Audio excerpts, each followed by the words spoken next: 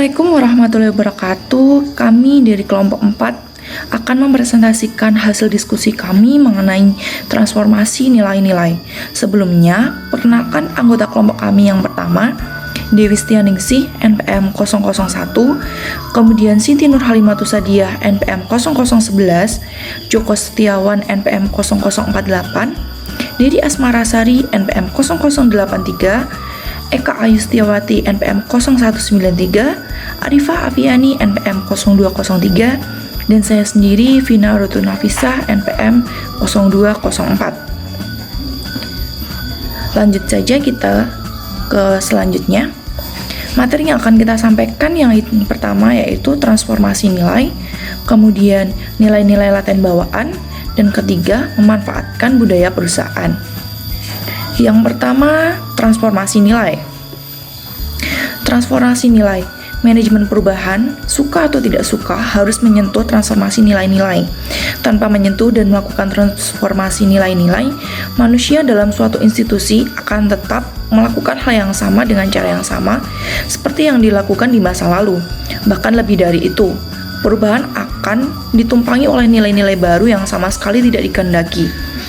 Setiap perubahan selalu membawa nilai-nilai baru. Nilai baru dapat dibawa oleh generasi baru yang masuk dalam organisasi, namun juga dapat dibentuk oleh keadaan terhadap karyawan yang lebih dahulu berada dalam organisasi. Kemudian perubahan dan nilai-nilai yang tidak dikehendaki. Institusi yang pertama yaitu bisnis, tuntutan peran barunya yaitu daya saing atau competitiveness. Nilai-nilai ikutan yang tidak dikehendaki yang pertama yaitu materialisme manipulatif, rekayasa informasi dan keuangan, perilaku yang kurang loyal, dan ketidakpercayaan. Kemudian institusi yang kedua adalah pemerintah, tuntutan peran barunya yaitu efisiensi, pelayanan, keterbukaan, kewirausahaan, dan otonomi. Dan untuk nilai-nilai ikutan yang tidak dikehendaki yaitu self-interest, korupsi, kedaerahan, dan kekuasaan. Dan untuk institusi ketiga yaitu pendidikan. Pendidikan, tuntutan peran barunya yaitu pengembangan kualitas, daya saing, dan otonomi. Dan untuk nilai-nilai ikutan yang tidak dikehendaki yaitu komersialisasi atau uang dan berpusat pada pasar. Kemudian selanjutnya disampaikan oleh teman saya. Saya dari Asmarasari akan mencoba melanjutkan presentasi dari Devina. Yang kedua, nilai-nilai laten bawaan. Nilai-nilai laten bawaan masa transisi ada 7. Yang pertama, budaya ketakutan. Perubahan menimbulkan rasa tidak pasti dan kurang nyaman bagi mereka yang tidak memegang kendali. Budaya menyangkal, ketika sesuatu yang bisa ditemui hilang atau berubah, manusia punya kecenderungan menyangkal. Ketiga, budaya kepentingan pribadi. Dalam situasi yang berubah, akan ada banyak pihak yang lebih mengedepankan kepentingan pribadinya. Budaya mengedepankan kelompok. Tidak semua perasaan tidak senang terhadap situasi baru dapat dinyatakan secara terbuka oleh manusia. Ketika orang-orang mulai bernostalgia, maka itu pertanda bahwa mereka kurang senang terhadap situasi sekarang. Budaya anomi. Transisi biasanya diikuti dengan peristiwa penggabungan atau merger dan pemisahan atau spin-off bagian-bagian, unit-unit usaha, perusahaan departemen, dan sebagainya. Budaya tidak percaya, ketika respek sudah tidak ada lagi dan orang-orang saling mengedepankan kepentingan pribadinya, yang ada adalah rasa saling tidak percaya. Yang terakhir, budaya mencela, ketika orang-orang mulai mengedepankan kepentingan pribadinya, maka tidak akan ada lagi respek dari para pengikutnya.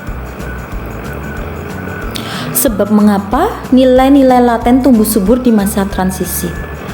Perubahan biasanya menjadi tuntutan yang merata di banyak lembaga pada suatu masa transisi. Kita tengah berada di sebuah empasan gelombang besar yang memutuskan mata rantai ekonomi lama dengan sebuah mata rantai ekonomi baru yang benar-benar berbeda. Hubungan yang merekatkan individu-individu bergeser ke satu titik, yaitu ke pemegang saham. Slide selanjutnya, pergeseran hubungan perusahaan dengan karyawan. Di era industri, yaitu pada abad ke-20, bentuk institusinya family business atau tertutup, pemerintahan birokratik, otoritarian. Sedangkan di masa era informasi atau abad 21, dengan bentuk institusi public atau listed company atau terbuka, pemerintahan demokratis berbasis kewirausahaan. Nilai-nilai lama dan nilai-nilai baru dalam bekerja. Nilai-nilai lama utamakan karyawan, kejujuran, kerendah hatian, komitmen, dan loyalitas. Sedangkan untuk nilai-nilai baru utamakan pemegang saham dan pelanggan, ambil fokus, materialisme, terbatas memenuhi kewajiban, dan yang terakhir kebebasan. Slide selanjutnya akan dibacakan oleh Dek Joko. Slide selanjutnya yaitu memanfaatkan nilai perusahaan. Memanfaatkan nilai perusahaan. Budaya korporat. Budaya korporat adalah sesuatu yang secara sengaja direkayasa oleh para pemimpin. Dalam merekayasa budaya korporat, pemimpin organisasi perlu memperhatikan sejarah perusahaan. Namun, sejarah itu tidak boleh menjadi organisasi berjalan di tempat dengan menumbuhkan nilai yang berubah. Budaya adalah satu set nilai penuntunan kepercayaan akan suatu hal, pengertian dan cara berpikir yang dipertemukan oleh para anggota organisasi dan diterima oleh anggota baru seutuhnya. Secara pragmatis, budaya perusahaan yaitu norma-norma perilaku sosial dan moral yang mendasari sikap tindakan dalam organisasi dan dibentuk oleh kepercayaan, sikap, dan prioritas para anggotanya.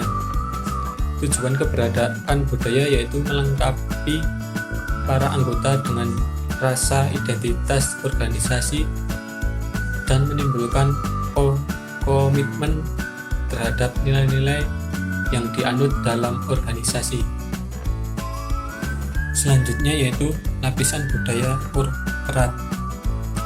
Yang pertama yaitu visible artifact.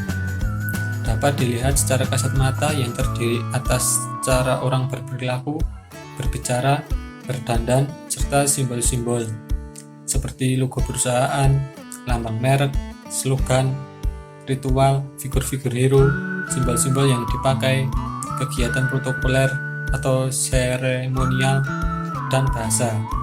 Yang kedua yaitu budaya, terdiri dari nilai-nilai pokok, filosofi, asumsi, kepercayaan, sejarah korporat, dan proses berpikir dalam organisasi.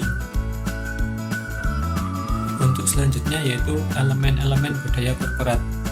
Yang pertama yaitu sejarah korporat. Yang kedua, nilai-nilai dasar dan keyakinan adalah fondasi sebuah identitas korporat. Nilai-nilai adalah sesuatu yang memaknai jati diri seseorang sebagai anggota sebuah korporasi dalam keadaan seperti apapun, suka atau duka. Keyakinan adalah sesuatu yang dipercayai bersama. Yang ketiga yaitu simbol-simbol yang kasat mata, yang dimaksud agar lebih mudah diingat konsumen.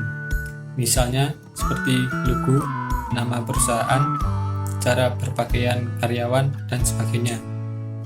Yang keempat yaitu bahasa, slogan, moto, filosofi, bahasa percakapan, dan sebagainya. Yang kelima yaitu ritual dan seremoni, terdiri dari ritual penerimaan, ritual penguatan, ritual pembaruan, dan ritual integrasi. Selanjutnya yaitu akan dipresentasikan oleh Mbak Dewi. Saya Dewi Setianingsih, NPM 17.0101.0001 akan melanjutkan presentasi dari Mas Joko. Selanjutnya yaitu mengenai karakteristik budaya korporat. Itu ada 11 karakter. Yang pertama yaitu budaya korporat dibentuk oleh keyakinan individu-individu korporat. Yang kedua, budaya korporat mencerminkan aspirasi anggota-anggotanya. Yang ketiga, budaya korporat memiliki sosiodinamika. Yang keempat, budaya korporat memiliki konsekuensi. Yang kelima, budaya korporat sulit dipahami. Yang keenam, budaya korporat membentuk identitas, memperkuat image, positioning, dan pencapaian tujuan. Yang ketujuh, budaya menuntut keseimbangan antara nilai-nilai. Yang kedelapan, budaya korporat belajar. Yang kesembilan, budaya adalah pola. Dan yang kesepuluh, budaya membentuk hubungan sinergi. Kemudian yang terakhir yaitu budaya terdiri atas subkultur.